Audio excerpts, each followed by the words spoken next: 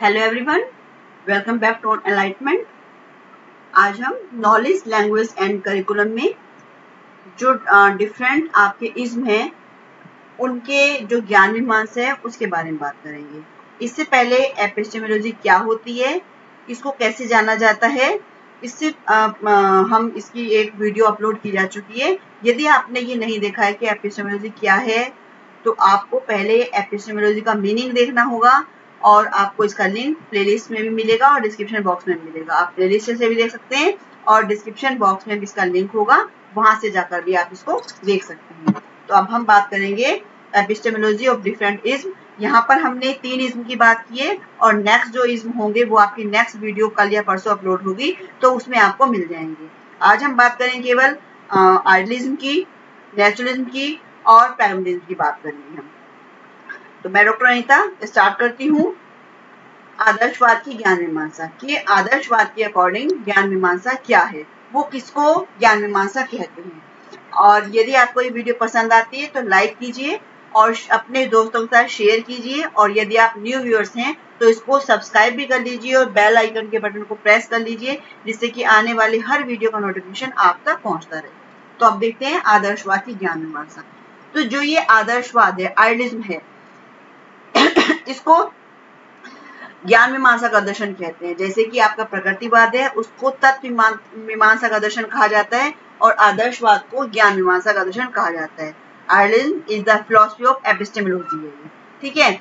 जो idealistic ideology है ये थॉट पर बेस्ड है। जैसे कि ये आइडियलिज्म है, ये 2 शब्द से मिलकर बना है, आइडिया और इज्म।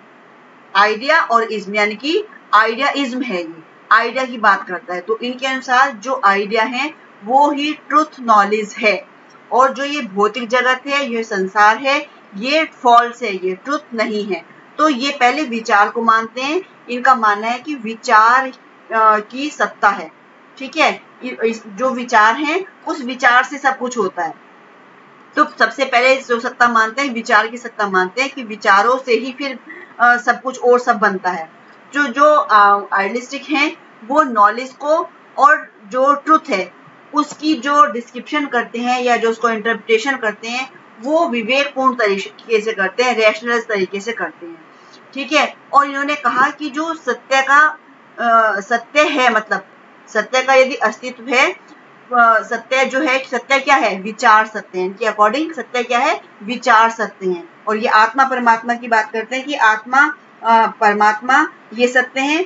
वस्तु जगत की अपेक्षा ये आध्यात्मिक जगत को श्रेष्ठ मानते हैं और ईश्वर को अंतिम सत्य मानते हैं, और अंतिम सत्य और ये मानते हैं, विचार की बात ये करते हैं।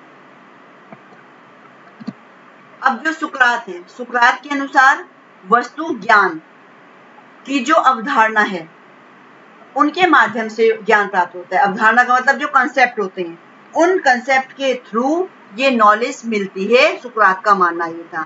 लेकिन जैसे ही प्लेटो आए, प्लेटो ने जो उनकी कंसेप्ट थे उन कंसेप्ट को ऑब्जेक्टिविटी में कन्वर्ट किया और उनको आइडिया का नाम दिया, उनको विचारों का नाम दिया। अब प्लेटो ने क्या कहा कि ज्ञान को 3 रूपों में बांटा, इंद्रियजन्य, सेंसरी बेस्ड नॉलेज, ठीक है, सम्मतिजन्य और चिंतनजन्य। जो इंद्रियजन्य नॉलेज है, इन्होंने कहा कि जो इंद्रियजन्य ज्ञान है वो ट्रुथ नहीं है, उसे वो फॉल्स मानते हैं, असत्य मानते हैं। क्योंकि जो नाम से समझ आ रहा है कि जो ये ज्ञान है, ये नॉलेज है, ये इंद्रियों के माध्यम से प्राप्त होगी।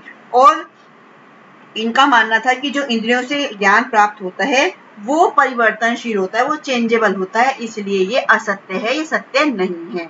उसके बाद है सम्मति ज्ञान। सम्मति ज्ञान से मतलब सम्मति ज्ञान को मानते हैं वो आंशिक सत्य, इसको तो सत्य मान ही नहीं रहे हैं। इंद्रियजन्य ज्ञान को, सम्मतिजन्य ज्ञान को मान रहे हैं वो कि आंशिक सत्य है, क्योंकि ये अनुभव से मिल रहा है, हमें एक्सपीरियंस से आ रहा है, ये अनुमान से आ रहा है, एक्सपीरियंस यानी सॉरी अनुमान से आ रहा है, एज्यूम कर रहे हैं हम इसको। जो हम एज्यूम करते हैं कभी वो सत्य होता है, कभी सत्य नहीं भी होता है, मतलब ये आंशिक सत्य है। एक्सपीरियंस गलत बोल दिया, एक्सपीरियंस नहीं होगा यहाँ पर। इसके बाद है चिंतन जन्य ज्ञान। तो इन्होंने कहा कि जो चिंतन जन्य ज्ञान है वो ही ट्रुथ नॉलेज है। क्योंकि ये विचारों से आती है, विचारों के रूप में प्राप्त होता है और विचार अपरिवर्तनशील होते हैं। इसका मतलब विचार सत्य हैं। अल्टीमेट इन्होंने विचार, इनकी जो ज्ञान मीमांसा है मतलब वो विचार पर है कि इन्होंने कहा कि जो विचार हैं वो विचार सत्य हैं, इंद्रियजन्य ज्ञान है वो असत्य है, वो सत्य नहीं है। सम्मति ज्ञान को आंशिक सत्य माना है, पार्शियल ट्रूथ माना है इन्होंने, और चिंतन जन्य ज्ञान को पूरी तरह से ये ट्रुथ नॉलेज मान रहे हैं क्योंकि ये हमें विचारों से मिलता है। और जो ज्ञान को जो प्राप्त करने के लिए प्लेटो ने कहा कि मोरल लाइफ पर उन्होंने ज्यादा एम्फेसिस दिया और मोरल लाइफ की को अटेन करने के लिए विवेक पर बल दिया कि विवेक, यदि कोई विवेकपूर्ण प्राणी है तभी उसके जो विचार होंगे वो भी विवेकपूर्ण विचार होंगे, और इसलिए उनके अकॉर्डिंग जो ज्ञान का आधार है वो विवेक है। ठीक है, इस तरह से ये इसकी जो ज्ञान मीमांसा है आदर्शवाद की। और जो इसके जो बर्कले हैं फिलोसोफर थे, उन्होंने सत्य ज्ञान की प्राप्ति का आधार मन को माना है उन्होंने। ठीक है, और कांट ने आत्मा की जगह तर्कना बुद्धि यानी कि रैशनल इंटेलिजेंस की बात की है, और उनका मानना था कि जो डायरेक्ट नॉलेज होती है वो अव्यवस्थित होती है, लेकिन जो रैशनल नॉलेज होती है वो व्यवस्थित होती है। इस तरह से ये आपकी आदर्शवाद की ज्ञान मीमांसा है। इसके बाद है प्रकृतिवादी ज्ञान मीमांसा। प्रकृतिवाद की ज्ञान मीमांसा क्या है? अब ये जो प्रकृति है, प्रकृति क्या, प्रकृतिवाद में क्या है कि ये प्रकृति को ही सब कुछ मानते हैं, है ना, ये ईश्वर को नहीं मानते। इनके अकॉर्डिंग जो आदर्शवाद है उनके अकॉर्डिंग ईश्वर है ना, और विचारों की सत्ता में विश्वास रखते हैं, दैवीय शक्ति में वो विश्वास रखते हैं। लेकिन यहाँ पर क्या है, प्रकृतिवाद में यह है कि वो प्रकृति पर विश्वास करते हैं लेकिन वो ईश्वर में विश्वास नहीं करते हैं। प्रकृतिवादी प्रकृति के ज्ञान को सत्य मानते हैं। अब इसके ज्ञान मीमांसा क्या है? जो प्रकृतिवादी हैं प्राकृतिक ज्ञान को ही वास्तविक मान रहे हैं, जो रियल नॉलेज है वो हमें नेचर से ही मिलेगी। अब ये देखते हैं प्रकृति क्या है ना, प्रकृति क्या है? प्रकृति वो है जिसको कि बनाने में मनुष्य का कोई हाथ नहीं, जैसे कि पृथ्वी है, पहाड़ हैं, नदियां हैं, सन है, मून है, स्टार्स हैं, बादल हैं, जीव जंतु हैं। तो ये क्या है, इसको वो प्रकृति मान रहे हैं। परंतु जो दार्शनिक दृष्टि से हम देखते हैं तो प्रकृति संसार का वो मूल तत्व है जो पहले भी था, आज भी है और भविष्य में भी रहेगा। इसमें वो सारी एक्टिविटीज शामिल होती हैं जो कि निश्चित नियमों के अनुसार होती हैं, पहले भी होती थी और आज भी होती हैं और भविष्य में भी ऐसी होती रहेंगी। भाई सूरज निकलता था पहले भी, आज भी निकलता है और ऐसे ही निकलता रहेगा। जैसे कि जल से क्या, जो पानी है, पानी को हम फ्रिज में रख दें बर्फ बन जाएगा, उसे बॉईल करेंगे तो भाप होगा। तो ये क्या है, जो नेचुरल सब्सटेंस है। ठीक है, और ये जो है ये बनते बिगड़ते रहते हैं। मतलब जल से पानी से जो भाप बन गई है ना, और फिर भाप से जल बन जाता है, जल से फिर पानी से बर्फ बन जाती है।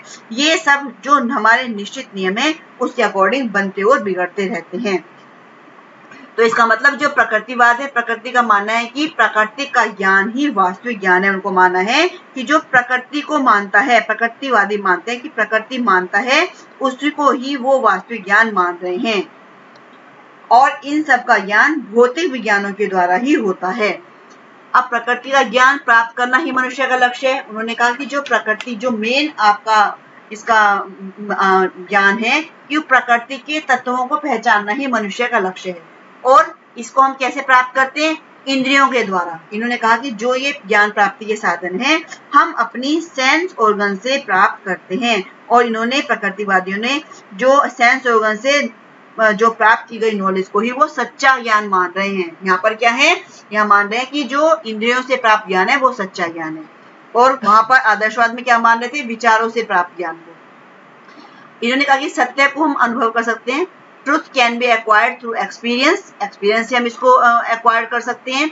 और Rousseau has called for the importance of direct knowledge at all levels of education.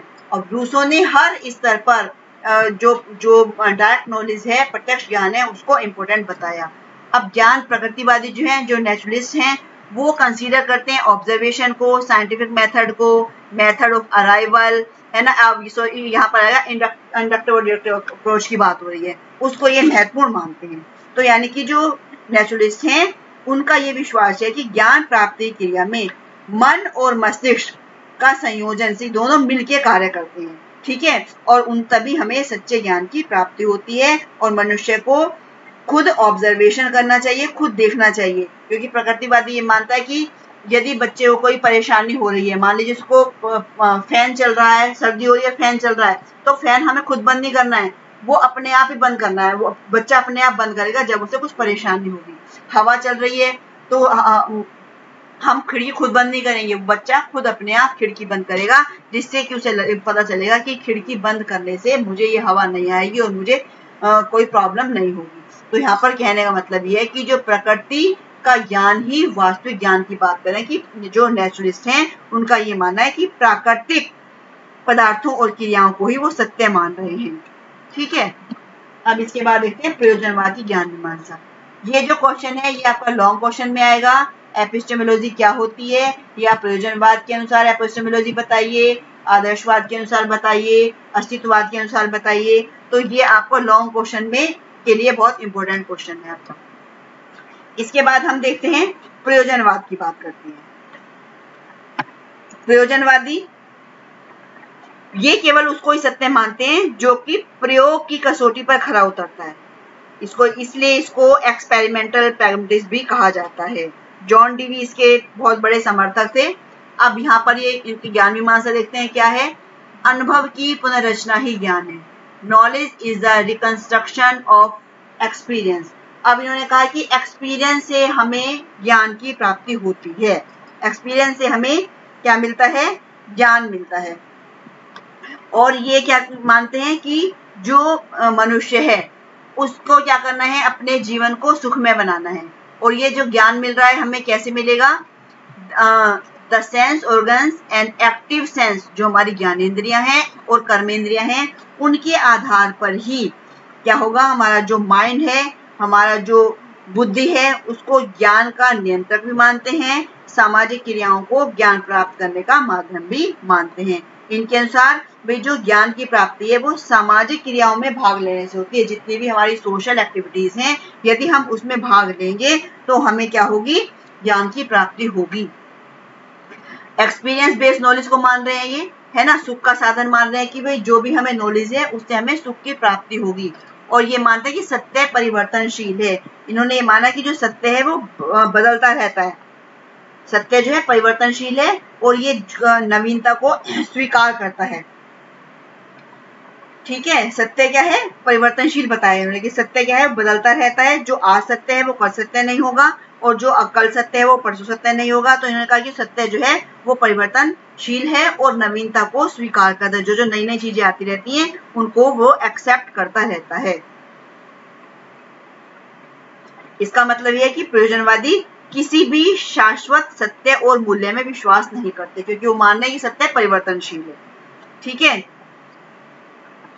इसके बाद है ज्ञान का उद्देश्य सूचनाओं का संकलन न होकर एक सतत अभ्यास है। जो ट्रुथ है यानी कि जो नॉलेज है वो चेंजेबल है और purpose of knowledge is not to collect information but to practice is continuously. मतलब कंटिन्यूअस हमें क्या करना है, प्रैक्टिस करनी है, अभ्यास करना है, तभी हमें वो मतलब ज्ञान की हमें प्राप्ति होगी। क्योंकि ये मानते हैं कि ये मानते हैं कि भौतिक संसार सत्य है, जिसमें हम रह रहे हैं ये संसार सत्य है, कोई भी स्पिरिचुअल वर्ल्ड नहीं है, ये मानते हैं। और इस कसौटी पर हम देखते हैं कि जो स्पिरिचुअल वर्ल्ड की बात करते हैं और स्पिरिचुअल वर्ल्ड को ट्रू मान रहे हैं और मैटेरियलिस्टिक वर्ल्ड को ट्रू मान रहे हैं, लेकिन स्पिरिचुअल वर्ल्ड को ये फॉल्स मान रहे हैं। तो यहाँ हमें ये देख लेना है कि मानना है कि हर समय हर स्थिति में किसी भी वस्तु, कोई भी हमारी एक्टिविटी, कोई भी आइडिया जो है मनुष्य की दृष्टि से जो है व्यवहारिक नहीं होता। इसीलिए प्रयोजनवादी किसी शाश्वत सत्य और मूल्य में विश्वास नहीं करते हैं।